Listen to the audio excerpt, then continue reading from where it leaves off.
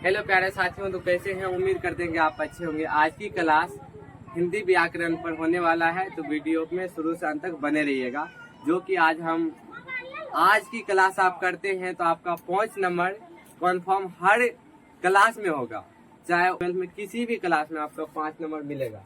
लीजिए फिर आप यकीन कीजिएगा। चलिए तो वीडियो में बने रहते हैं। चलिए आइए, बने रहिएगा।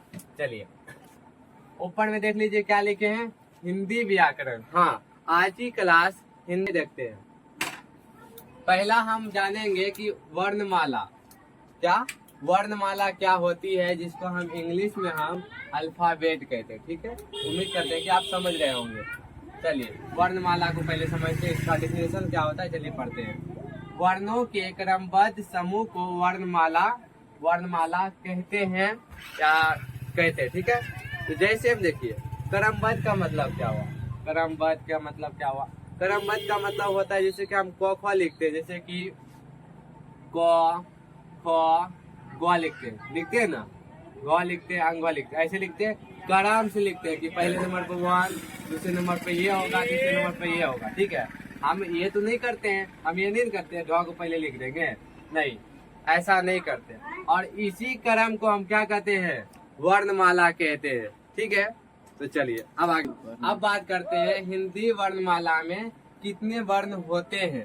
तो चलिए हिंदी वर्णमाला में 52 वर्ण या वर्ण भी कह सकते हैं, ध्वनि भी कह सकते हैं, प्रयुक्त होता है। ठीक है, ओके, चलिए अब आगे पढ़ लेते हैं। बस उच्चारण के लिए ओ आहर से आप इसकी कुल संख्या की हम बात करें ना, इसकी कुल संख्या के बारे होता है 1 गुने 11 बराबर 11 होती है। और ये स्वर में आता है। स्वर का मतलब वो स्वतः, मतलब खुद से किसी की सहायता उसको उच्चारण करने के लिए नहीं पड़ती है, दूसरी की सहायता नहीं लेनी पड़ती है। तो चलिए अब आगे पढ़ते हैं थोड़ा सा। आइए आप पढ़ेंगे आयोगवा। अरे बाबा, आयोगवा क्या होता है? आयोगवा की कुल संख्या कितनी होती है? 2 होता है। जिस पे आंसर पड़ता है उसको आयोगवा में आ जाता है। ठीक है, चलिए तो आगे पढ़ते हैं। चलिए आइए देखते हैं। हम जानेंगे कि क वर्ण की कुल संख्या कितनी होती है। तो चलिए पढ़ते हैं। क वर्ण में आता है, क ख में जितने आ जाते हैं, कितने आ जाते हैं? 5 आ जाते हैं। तो 1 गुने 5 इंटू 5 आ जाते हैं। इसी तरह हम पूरे लिख लेते हैं। फिर देखेंगे च वर्ण में च छ ज झ य। ठीक है, फिर पढ़ेंगे यहाँ तक। हम मान लीजिए हम पढ़ लिए, प प ब भ पढ़ लिए। ठीक है, इसकी कुल संख्या की बात करें, इसकी कुल संख्या कितनी 5 है 25। या स्पर्ण व्यंजन में आता है। कितने, कौन से व्यंजन में आता है? स्पर्ण व्यंजन में, जिसको उच्चारण करने में हमको स्पर्श की क्या होता है, टर्च होती है, छूती है। ठीक है, स्पर्ण व्यंजन होती है। देखिए स्पर्ण व्यंजन कौन कौन सी होती है, आपको ट्रिक बताते हैं याद करने का। क से लेके प तक आप लिख दीजिएगा और आपको स्पर्ण व्यंजन की कुल संख्या आपको प्राप्त हो जाएगी। अगर आपसे पूछेगा कि क वर्ण में कितनी होती है, तो क वर्ण में भी 5 होता है। ये सब आप देख सकते हैं। कुल मिला 5 वो हुआ क वर्ण में। और च वर्ण में कितने हैं? 5 पे देखिए, चो छो जो झो यो। ठीक है, इसको गिनिए 1 2 3 4 5। नहीं, चलिए हम लिख भी देते। लो 1 2 3 4 5 लिखल है ना, 1 गुने 5। ठीक है, तो 5 इसका हो गया। चलिए हम देखते हैं आगे। आइए देखिए, अब च वर्ण को देखते हैं। च वर्ण में गिनते हैं 1 2 3 4 5। इसका भी देख लीजिए, 1 गुने 5 इंटू 5 है। यानी कि कहना है कि 1 गुने 5 जिसमें लगा हुआ है वो 5 वर्ण है। हाँ, जिसमें 1 गुने लगा है, 1 गुने 5, तो आप जानते हैं 5 होता है। इसका हम पांचों का हम 5 बार गुना करेंगे, कितना आएगा? 25 आएगा। स्पर्ण व्यंजन में आता है। कौन से व्यंजन में आता है? स्पर्ण व्यंजन में आता है। और इसी संख्या आप देख सकते हैं कि स्पर्ण व्यंजन की कुल संख्या 25 होता है। ठीक है, चलिए आप पढ़ते हैं। यो वर्ण में कौन कौन सा आता है? यो वर्ण में आता है यो, रो, लो, बो। इसकी कुल संख्या की बात करें तो 4 होता है। आप गिन कर भी देख सकते हैं, 1 2 3 4 हो गया आपका 4। और ये कौन सा आता है? इसमें आता है अंत अवस्थ व्यंजन में आता है। इसको क्या बोलता है? अंत व्यंजन कहते हैं। ठीक है, आप देखिए सोम देखते हैं। सोम क्या आता है? तालम सो, मूर्धन सो, धन सो हो। इसकी कुल संख्या बात करें तो 4 है, जैसे आप गिन सकते हैं 1 2 3 4। ठीक है, कितनी है? 4 है। और ये कौन सा व्यंजन में आता है? तो उस व्यंजन में आता है। कौन से व्यंजन में आता है? उस व्यंजन में आता है। इसको आप जरूर अपना से थोड़ा सा 2 बार प्रयास कीजिएगा तो आपको आ जाएगा।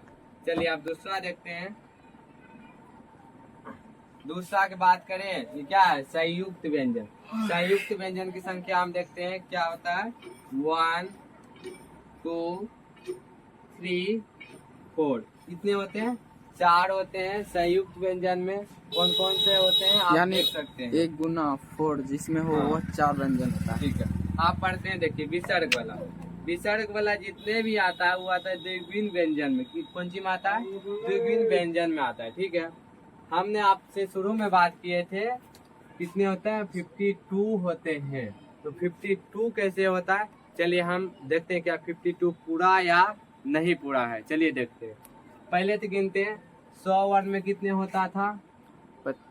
100 वर्ण में होता था 25 11। ठीक है, हाँ। फिर होता था आ योग बा में 2 होता था। फिर होता था एस पर को आ जाते हैं। तुम क्या बोल रहा है? इस पर एस पर व्यंजन में आता है 25 आ जाता है। आप देखते हैं। ठीक है, 25 आ जाता है। यो वर्ण की बात करें, अंतःवस्त व्यंजन की बात करें, अंत